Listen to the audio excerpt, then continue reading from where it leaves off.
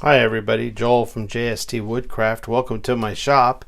One of our viewers recently requested that we do a video on how to do the Concava pen kit.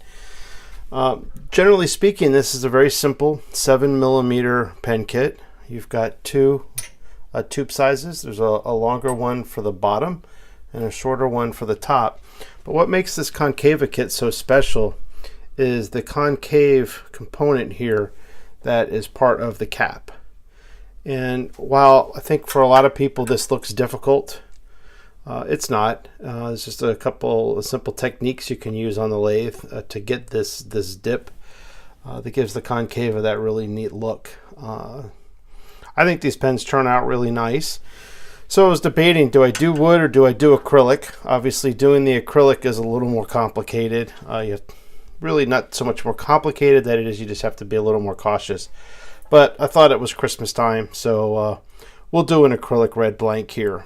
So the first thing I'm going to do is get my bandsaw set up here to cut this blank.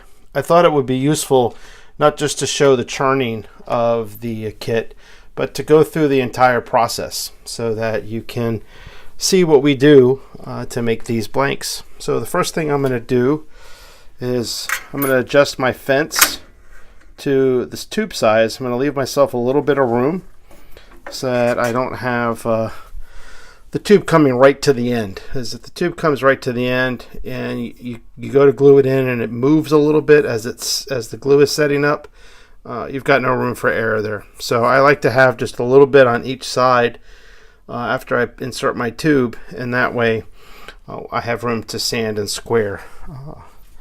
So, pardon the noise, I'm going to fire up the bandsaw here.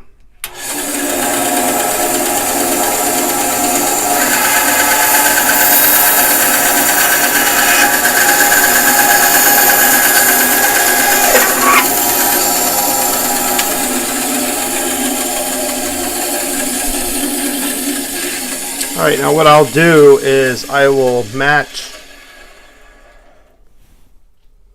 the tube, the brass, and the acrylic together. I'll just wrap them up with a rubber band. That way I know which goes with which, although one is significantly longer in this kit, so it's kind of visually easy to find that out. But if you're doing a lot of this stuff, things start to get mixed up and you just make a mess.